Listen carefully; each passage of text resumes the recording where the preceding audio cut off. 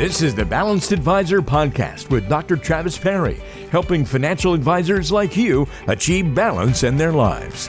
All right, welcome to another episode of the Balanced Advisor Podcast. I'm Dr. Perry. I have an excellent guest with us today, Mr. Patrick Brewer. He is the President and Chief Marketing Officer of WellSource and is also the founder of the Model FA, a coaching and marketing consulting business for independent financial advisors. In his free time, though, you'll find Patrick traveling internationally, exploring new cultures, staying active, or out boating on Lake Austin. And just for FYI, that whole change in the business happened today. You want to tell us a little bit about that? That's pretty exciting. Yeah, man, it's a little serendipitous. I guess today's also St. Patrick's Day. So got an acquisition of my company. My name's Patrick on St. Patrick's Day. So good stuff. But no, super excited to be on the show with you, Travis. Obviously, we had a chance to talk on my podcast, the Model FA. So it's good to be able to continue that dialogue.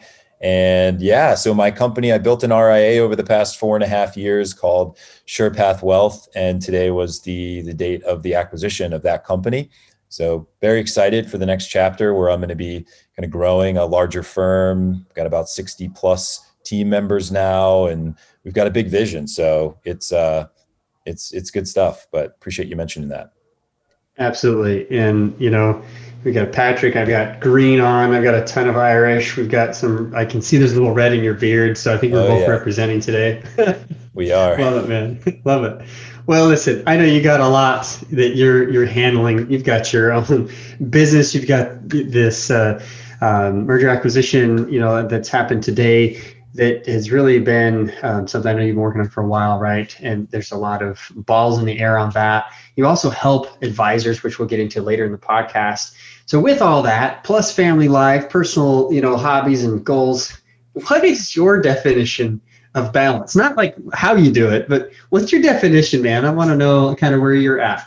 Yeah, it's a really good question. I would say that my definition has evolved over time. I think initially my definition was work and accomplish things at all costs. And maybe we'll get to this a little bit later in the podcast, but that landed me in the ER with a burnout in my mid-20s, which wasn't overly exciting.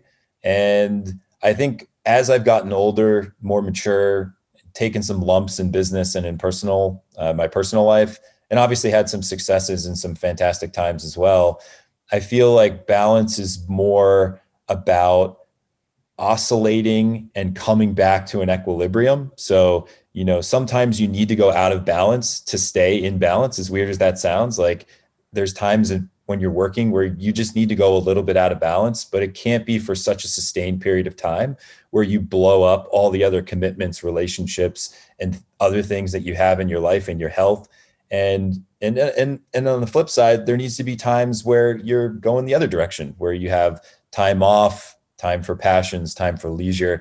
So I think for me, it's been trying to find what is that natural resting level of balance or equilibrium, and how can I best oscillate around that to accomplish my goals in a way that feels good to me, feels good to those that, are part of the companies that I run, family, friends, and still maintain all of the other things in life. So it's evolving. And I think it's just one of those things that it will constantly evolve over time as priorities shift. But that would probably be my definition. I love that. And I know that you shared a little bit of a window into your personal life, not being ashamed of, you had burnout, right? You're doing the 100-hour-a-week type of lifestyle. And so I think this is a good time to actually talk about that. Let's open that window a little bit more and kind of walk through this door, so to speak, and see what was that like? How were you working so much? What was going on? I know you're an advisor, you still are, and you help other advisors, but kind of share with us what was currently not working at the time. Yeah, so this kind of gets rolled back to my days where I was actually in corporate. So I started my career at Vanguard, then went over to DFA and got a CFA, a CPA. I've since dropped the CPA because they keep bothering me to do continuing ed, and I just don't feel like doing it. And I may just relinquish my CFA at some point too, just because I feel like my goal is to evolve beyond credentialing. I'm getting off topic here, but I feel like everyone wants to put value in these letters and just that's who you are. And I just feel like it's such a narrow definition of who someone is as a person. But getting back to that. So I was probably working 40, I would say about 60 hours or so at Dimensional, really trying to work my way up the corporate ladder. And I learned a lot during my time at DFA, extremely thankful for the people that I met there. And it gave me the perspective that I have now on the industry after meeting with thousands of advisors and, all across the industry. But I was busy. I was traveling around on airplanes. I was waking up early, preparing for presentations. I was trying to impress all of my colleagues by getting into the office early and just grinding on work so that I could move up the ladder quickly. In addition to that, I was, I bought a house, was trying to remodel it. I was studying for the CFA, which is a huge commitment in and of itself. I was probably doing all the other stuff that comes along, with being in your mid-20s, like staying out too late on the weekends and, making other suboptimal life decisions as it relates to your health. And over time, I just started to my sleep deteriorated, my sense of balance and sense of self started to kind of deteriorate a little bit. And I remember it was on my birthday, April 12th. So it's coming up. So hopefully that doesn't reoccur for this birthday, but April 12th, I went out to dinner with some friends. And I was sitting at dinner and I noticed that my hearing started to become very acute. Like when somebody moved a cup on the table, I could almost feel it move. Like it was such an acute sound. I was like, what is going on? Like everything seems very magnified right now.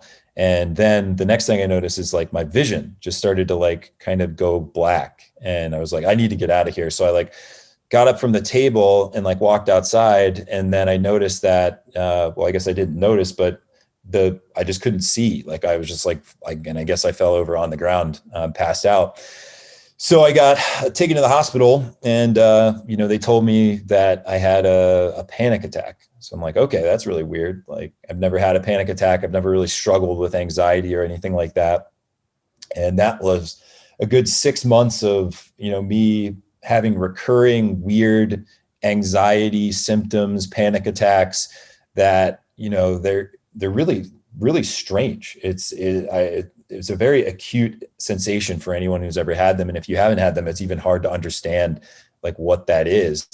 But I remember at one time, the way I started to deal with it is whenever I would feel the sensation coming on and it feels like, somebody's about to kill you, you just have this weird kind of rush of energy that you can't explain. You feel like your heart's going to explode. I would just go for a run. So I was in Santa Monica working for DFA and it was on Ocean Avenue and I was sitting in the Fairmont Hotel and it started coming on and I'm like, you know what? I'm just going to go outside and I'm going to sprint and I'm just going to pretend a tiger is chasing me because that's the closest thing I could get to replicating why I would be that fearful. And surprisingly, that kind of worked a little bit. So I ended up over time and through mindfulness and just kind of doing less things and just being less hard on myself and reprioritizing, coming back and achieving some sense of balance. And I haven't really struggled with that since. It took me about six to 8 months to really get out of that spiral. But that really helped me draw the line on where balance, the equilibrium really lies for me. And I've definitely pushed up against it since then. I mean, launching my own business and working 80 hours a week, there's been times where I've almost crossed that line. But I think having that experience allowed me to understand where the line really is and when I need to disengage.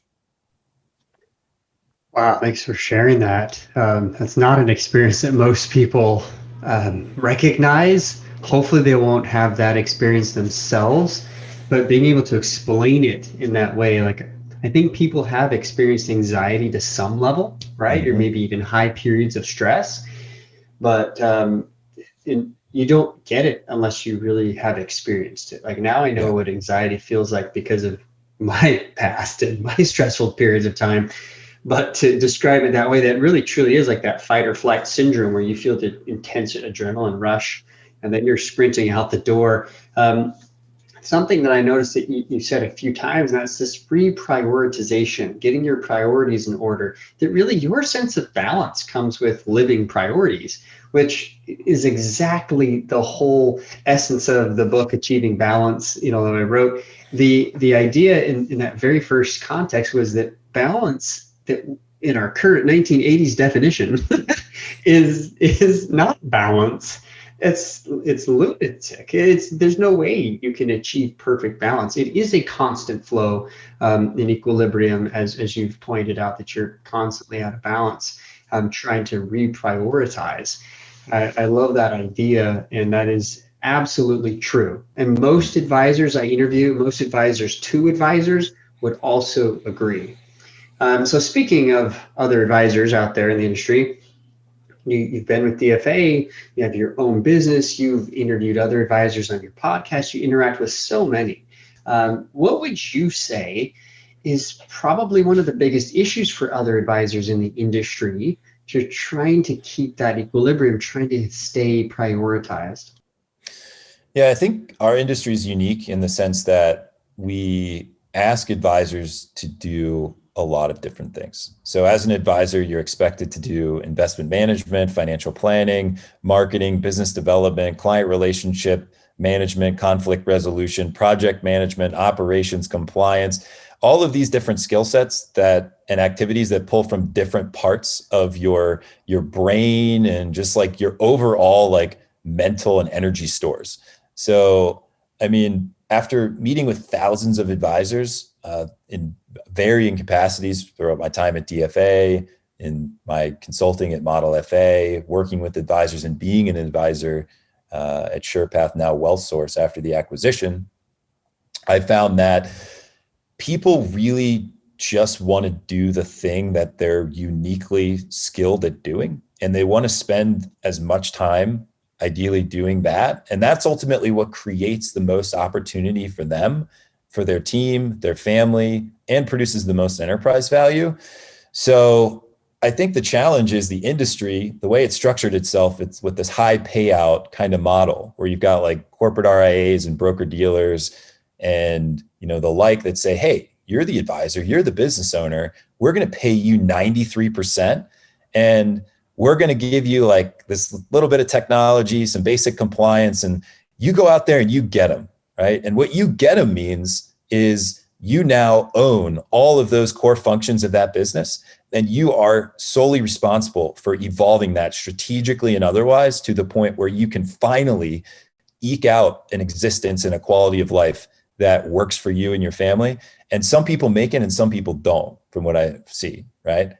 And that was the primary reason that I sold my firm. Is I felt like through the Model FA, we're able to provide the coaching and the consulting and some of the resources to help firms see the light at the end of the tunnel. And through work like yours and integrating some of those things, which I think is incredibly important around balance and productivity, which we don't specifically address, but it's absolutely critical. They can achieve that quality of life, but it's going to take them some time and some years to get there. And on the WealthSource side, we've created a platform where really takes ownership over a lot of those outcomes, so they don't need to worry about investments and marketing and all the other stuff that comes along with running a business. You can just focus on the things that you love to do, which is hopefully working with your clients, getting new ones and helping them solve problems so that they can have a better quality of life.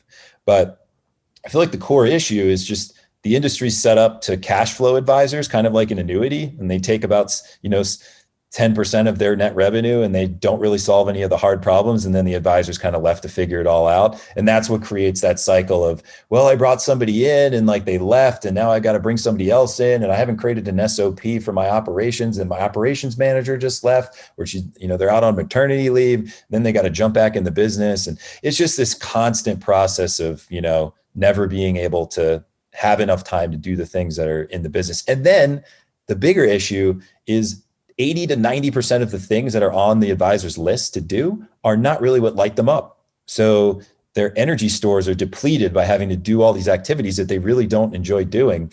And it's all in just like the justification is what, right? The justification is I need to have my name on the door, or like I need to have my own business, or why? Like question that. So for me, I had to question that. I'm like, what is driving this? Is it ego?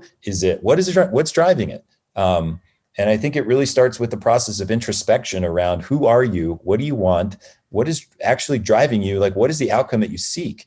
And if it's to maximize your ego at every single point, like, yeah, go for it, do all the things and burn out like I did. But everybody's got their own timeline, there's no right or wrong answer. It took me years to figure out what and I'm still obviously learning. Like I'm not going to claim any type of specialized knowledge or secrets or anything like that, right? This is all just things that I've learned trial by fire, but everybody's got their own timeline. But what I found is that, ego is a primary driver that keeps people trapped. The need for control in certain areas that manifests in weird ways that keeps people trapped. And then, trust issues. Like if you can't trust anyone and you're going to let that jeopardize your ability to move forward with productive and collaborative, partnerships and, team members, like that's all going to hold you back and it's going to keep you stuck on that hamster wheel. So long explanation there, but that's kind of my thought. Yeah, I'd say you nailed it, but you didn't nail it. You nailed like everything. Lived it, man. You just like bam, bam, bam. You had a shotgun approach to this, and you killed all the pigeons.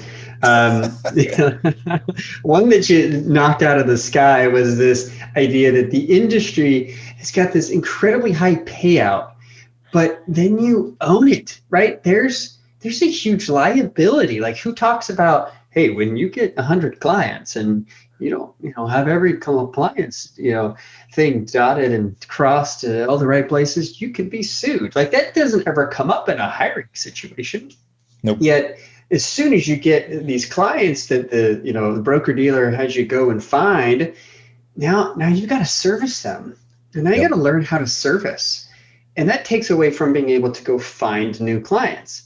And you get stuck in this trap, don't you, of the sales versus service, and to the point where you've got to figure out, what am I going to outsource? What am I better at? So I love that you talked about that, but that's a big one. We could spend hours talking about that. The other thing, I've never even thought about it like this, but I love the way you said it. Like the industry is set up like an annuity. Yeah, I can totally see that. It annuitizes the advisor's future productive capacity.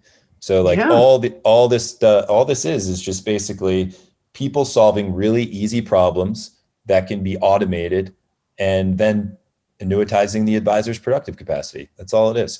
And they're not incentivized to solve the hard problems. Like let the advisor float around, meet with wholesalers, waste their time and energy, burn themselves out. We're still collecting our annuity at the end of the day. Like that's how most of the industry has organized itself. And it's extremely frustrating. Because Totally. And I was there, and I know you were there with a BD that basically said, if you leave, those clients are still ours. And I think that is, and so that gave me this idea that I needed to be independent, right? And I tried to solve my work-life balance issues with independence, which actually kind of exacerbated it. But that's another story. But then this constant process, which I actually help advisors do, I help them try to figure out what is their sweet spot. And you've alluded to that, like the things that they really enjoy doing. But they've also got to be things that not only they enjoy, but it's going to pay them what they're worth, right? Or they're going to figure out how to change one of the two.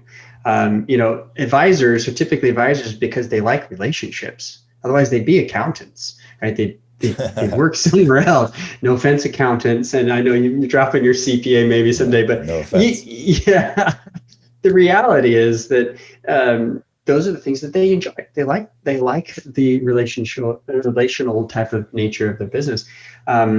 But then you brought up the ego thing. I think that's the biggest one out of all these pigeons that we're shooting is this ego. It keeps them trapped. I talk about the workaholic trap a lot. And the industry is kind of poised for it, but then they also attract type A drivers who thrive on ego padding, right? Who thrive on succeeding, who thrive on this success, who may or may not have come from success. Like that's irrelevant. Yeah. It's an industry that they can be incredibly successful. And you get, maybe this is saying too much about this, Patrick, but we get maybe some sports star sort of relevancy here in this industry where you get on the big stages and now you're the it, Yeah. So what do you see as, some of the one or two things that you've noticed that's helped you? Because you've dealt with mindfulness, you've dealt with your own health issues that, mindfulness kind of became part of that. But you've also, it sounds like you've worked through the ego part of that. What's helped you to do that, man? Yeah. I feel like it's a never ending kind of like process because the ego can manifest in different ways that you don't even recognize. And I think it's good to have an ego, a healthy ego, in order to keep moving things forward and maintain a drive of some sort. I think mine has just been a process like with most people, right? You just kind of peel back layers of the onion and things expose themselves over time. I think, I try and keep myself balanced through mindfulness. I do cold plunges, I do infrared sauna, I do boxing, working out, like all that stuff kind of keeps me mentally and like energetically balanced. As far as the ego and just projecting onto the world, like who I want them to see, like the mask or whatever it is, right? Because we all wear masks. That has evolved over time. The one thing I've learned is that when I came out of corporate, I felt like I had a chip on my shoulder for no real reason, where I was like, I need to prove something, but I didn't really know who I was proving it to, and I didn't really know why. So I worked really, really hard to prove something to an invisible person that had, for some reason, manifested itself in my mind. And, I think I was doing that for like 5 or 6 years, where I was just like, okay, I'm just going to like continue to work really hard because I feel like I deserve it and people need to recognize me. But I never really defined like, who are these people that need to recognize me? Like, what am I working hard towards? And like, it's probably just some weird adaptation to like childhood stuff. Like, if we are going the therapy direction, but like, I mean, my family was great. Like I have a great relationship with my dad, and my mom's like, who knows like where it came from. But I feel like for me, it was just this constant shedding of like, why am I doing this? Like, who am I doing this for? Like, what is the outcome that I seek? And just continuing to pepper myself with those questions so that eventually the answers would become a lot more clear. And I think for me anyway, I needed to make the mistakes. Like, I'm not the best from learning. I mean, I wish I was better at this, and maybe I will be better at it in the future, but learning from other people's mistakes so I didn't have to walk through the minefield and blow my leg off.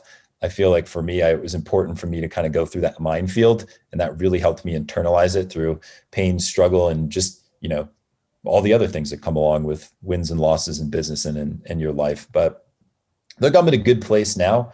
And, I obviously have a desire to grow. Like, we have a really aggressive vision, but I feel like it's growth.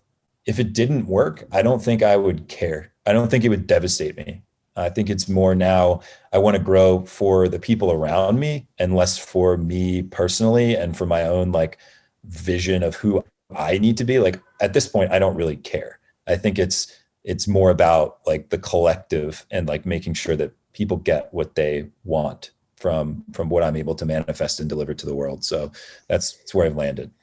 Yeah. So I see a development of kind of working this through on your own for you, for Yep. your own, mental and physical health, to kind of into this responsibility you have for other people. Is that family responsibility? Is that more work people responsibility? Both? What would you say? In which direction are Yeah. you right now? I mean, I'd say a little bit of both. I mean, I kind of feel responsible in the sense that, like, if you start a business, like you're responsible, right? You've just taken on a lot of responsibility, whether you choose to or not, right? Because you're basically unplugging from the larger system, and you're saying, I'm going to do this on my own, and I am betting that I will be able to do this better or in a way that is not being done right now, and then that resources will flow to me because I'm able to do that. And inherent in that decision is now I am 100% responsible, at least the way I think about it, I am, for my team and the outcomes that I tell them they're going to get.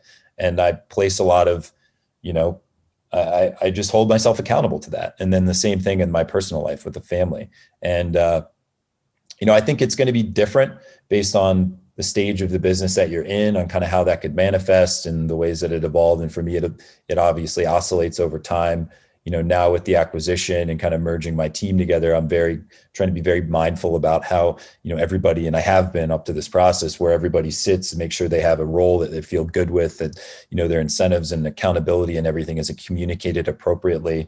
But I think there's going to be different drivers depending on where you're at in your life and what's important to you. So. Yeah, I appreciate that. Really good impact there. Well, tell me, as we kind of talking about your team, talking about your business, I know you just had the acquisition officially today, and congratulations on St. Thanks. Patty's Day. But how is it that you then help advisors with the other aspect of your business that you're running there with Model FA? Yeah. With Model FA, I mean, we do pretty much two things. Our core competencies are coaching. So making sure that the advisor understands who they are, where they draw energy from their work. We have a methodology that we created called Advisor DNA, which helps them get a sense of what their unique abilities are and how they should be spending their time. We don't get as deep in, to the balance and productivity that your work does. Not experts there, but just really trying to draw some awareness to like, what am I actually good at and what do I want to do? And then from there, if they run a team, they can put their team through the same process and start to clarify that so that they can start building a unit and move the business forward. And then the coaching from there, once you figure out who you are, how you're drawing energy from your work, who your team is, how they can best support you, how do you grow, right? How do you grow? How do you improve your operational practices, practice management, so that you create better quality of life, more space for yourself? We address all of those things through our learning portal. It's kind of like an online digital course plus coaching. We feel the accountability piece is really important for somebody to get results. And the other way we work with folks, usually for firms that have at least 500 million in assets under management, we'll do fractional CMO. So myself and my team will kind of come alongside them and we'll basically run their marketing department. And then for other firms, for the firms of the same size, we'll also kind of do the coaching. We call it fractional head of advisor development. So we kind of come in and we're like a fractional growth partner. If you don't want to spend the money to hire in a direct CMO or a head of, advisor development directly, you can access our IP and our help through the Model FA. But really the Model FA is just trying to help independent advisors maximize their potential and help point them in the right direction so that they don't end up in a situation where they're burned out in a hospital bed, right? And that they're actually enjoying what they do and they're getting a real ROI on their efforts and they're not hiding behind things in the business that aren't really deriving value or driving value for themselves, for their team, for their family. That's really what we're about. Love it. If people want to get in contact with you, what's the best way for them to reach you? Is it themodelfa.com? Is that the website they need to go to? Yeah, I'd say Model FA is a good first stop. So www.modelfa.com. If you want to snoop on our RIA, it's www.wealthsource.com. My contact information is pretty prominently displayed, but feel free to reach out through LinkedIn or email, or just happy to, grab a virtual beer. Maybe at some point I'll be able to meet people in person, but for now, virtual craft beers only.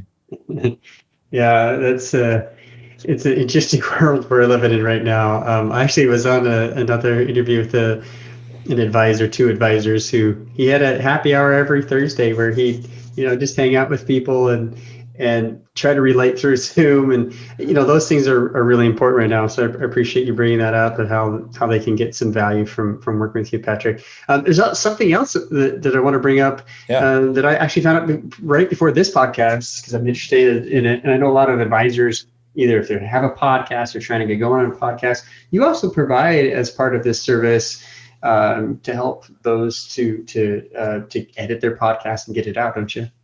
Yeah, we have a podcast production service. So we'll do everything from post-production to creation of what are called the social shareables. So like audiograms, guest quote images, different pieces of social collateral so that you can raise awareness for what you're doing on the podcast. But more importantly, that your guests can share that episode out so that you can gain access to their audience, their list, those types of things, kind of cross-pollinate the content.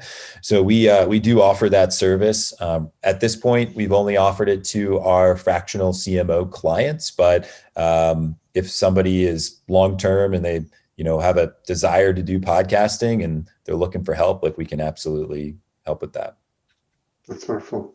We'll dive a little bit deeper in the CMO aspect. I think this is the point where most advisors get into the business, right? They call it the business. They really don't have a business. They have a practice. Mm-hmm. And they start to build a business. Then they have to, deal with the service of those clients. And then they start to figure out, this is a business. I should hire other people. I should delegate, and I should start to do these things. Let's say they're past that point and they've struggled with trying to do this for a while. Like what is the biggest benefit of them being able to offload, at least as you call it, fractional, which is really cool. I haven't actually really seen it this way, but kind of more like a virtual CMO, right? To be able to help their business. What if they don't like doing that, or even if they do like doing it, but it's not one of their top 5, 6 activities, which I call their sweet spot? Besides the fact that they're wasting their time doing, something they could be doing on a higher value or enjoyable, what is it that they will really benefit from by outsourcing that to you or to anyone else? I mean, frankly. Yeah, I mean, a lot of it just comes down to where they want to take the business. So if their goal is to not grow the business beyond themselves, then I don't think they really need to do a lot of marketing. Like one of the things I talk about a lot is the idea of the industry consolidating, and kind of the hard part's going to be if you're between that 100 and a billion, or even 102 billion at some point, you're going to struggle to recruit, retain talent, grow, compete, because the larger firms are going to have better economy of operations and economies of scale. And the smaller firms are going to be so specialized that they're going to be able to acquire clients using their own unique advantages. So I think it really gets back to like, what are you trying to do? So if you're at 100 million right now and you're like, hey, I want to build a $5 to $10 billion firm, you should absolutely access a fractional CMO at some point in that journey, because a full-time CMO is going to cost you $250K plus benefits, maybe even equity. And then from there, you're going to need the people to pull that together, right? So you're going to need maybe a director of marketing or a marketing manager. You're going to have to hire an agency to do the copywriting and the design and all the other stuff. So I think working fractionally in areas of your business where you can gain executive level talent and have access to implementation will help you move faster. But the first thing I do, like in anything, it's probably the same with you, Travis, is just figure out what are people actually trying to do here. Because if they just want to get from 30 million to 100, then they just need to free themselves up to do more business development. They need to be more specialized. They need to position themselves better with centers of influence. They need to integrate different services that are relevant to their niche so that they can attract people more readily for higher prices. If someone's in that $100 to $500 million range, then it's more a question of where do they want to take it. And then, the conversation evolves based on what people want. But I would say the sweet spot is if you're looking to grow past $1 billion, then you should really start to think about hiring in a fractional executive team. Once you hit that $1.5 billion, $2 billion is when you start maybe wanting to take those positions selectively in-house, depending on your unit economics of your business. If you're under 500 million, then, it really depends. Yeah. Oh, I appreciate that breakdown. And for those listening, Patrick Brewer of the Model FA, not only have you built your own business, literally acquired today officially, but you've been able to help other advisors figure this out, right? Get to that next level and provide that service, which is so needed. I mean, most of my clients, they're somewhere on this range. They're somewhere all over the place. They really are. But some, are kind of newer. But most have this experience going, all right, I'm either going to have to grow, or this is my tap. Like I can't scale this any further without hiring. And that's one of the biggest issues that I find, whether it's hiring someone like you to do virtual, hiring in-house to bring in somebody, at least at the start for marketing, et cetera. It's kind of this letting go.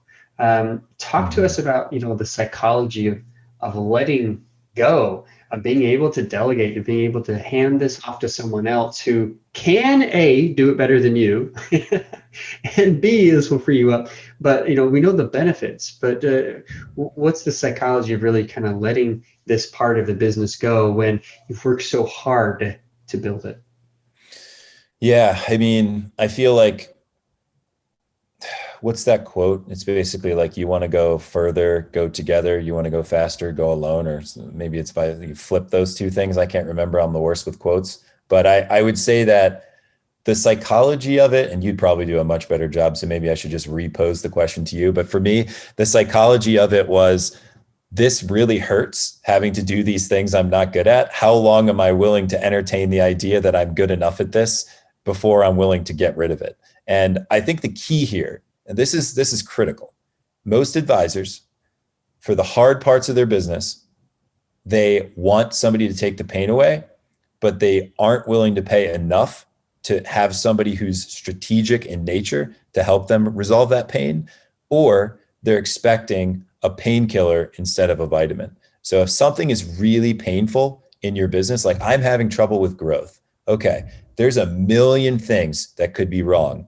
right now in order that's basically causing you to be stagnant. And very, very infrequently is that issue Facebook ads or LinkedIn messages. It's probably related to your positioning and how clear you are about who you serve, and why you're doing that. And everything is going to flow out of that conversation.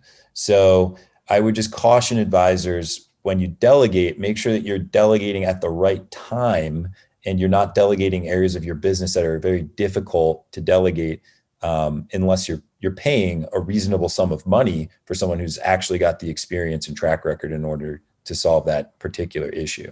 So psychologically, I think it's more just about pain tolerance, and everyone reaches that. I mean, for me, I started to feel it when I was in my RIA, when I was doing paperwork and stuff like that in the early days. And I'm like, there is a 0% chance that I'm good at paperwork.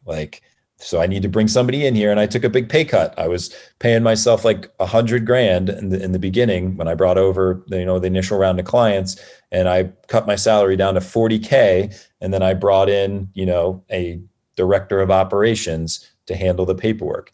Now, had I had a do-over, maybe I wouldn't even have built my own firm. Maybe I would have found, a pre-existing business that I could have hooked into that had all those things, built out already. But a lot of it comes down to who I wanted to be and what role I wanted to play in my own business, right? Did I just want to serve clients? If the answer for me was no, I wanted to build something a little bit more significant. And I'm frankly not the best to work with clients, because that's also something that I'm not very good at, and I don't really care to develop that skill set. So I outsource that, but different for everybody. Yeah, I think you're right. I mean, when you figure out what's at the heart, right? What is the true internal motivator? Then the action, how it flows from Facebook ads to LinkedIn messaging, that really doesn't matter, because all that could go away tomorrow, like literally tomorrow. And sometimes I wish it would, but anyway, that's the humor there. But the reality is, it is what it is now, and that will constantly be changing. The method by which we interact with potential new growing our clientele, et cetera, will always change. But the messaging inside, what it is that we give to who it is, we need to have that service or offering. That's what needs to be super clear.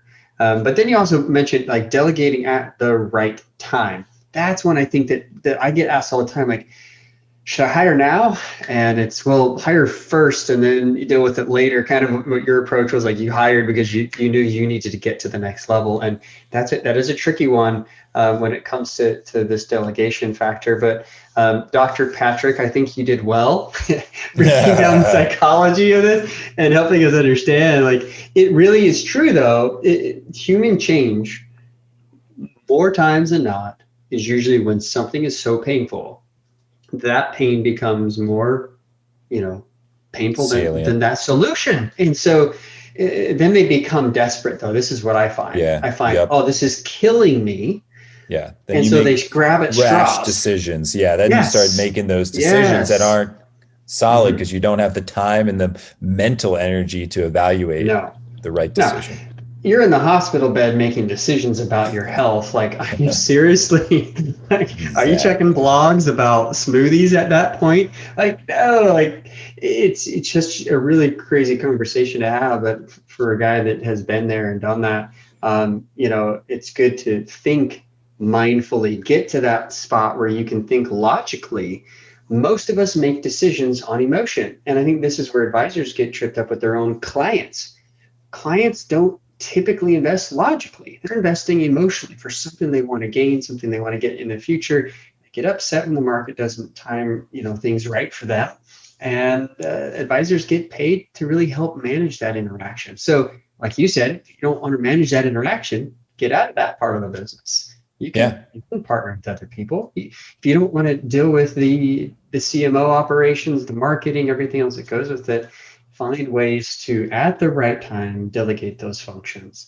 So it's been a pleasure to talk with you, Patrick. This has been outstanding. You're such an amazing person and a great guy in the industry who's kind of paving this way forward. I've noticed as we've interacted several times, just the cool, calm, collected mindfulness type of representative that you are. Like, I can tell you've been through a lot over the years, and thanks for being on the show. Thanks for adding your kernels of wisdom to those who have been on the show. Happy to do it. Really appreciate you inviting me on, and the same goes for you. Really appreciate the message that you're putting out there. I think it's very timely, and I think that it's one that advisors need to hear, given everything that's going on in the business and the industry. So thank you for all that you do. Absolutely. Check out Patrick at modelfa.com. And thanks again, Patrick.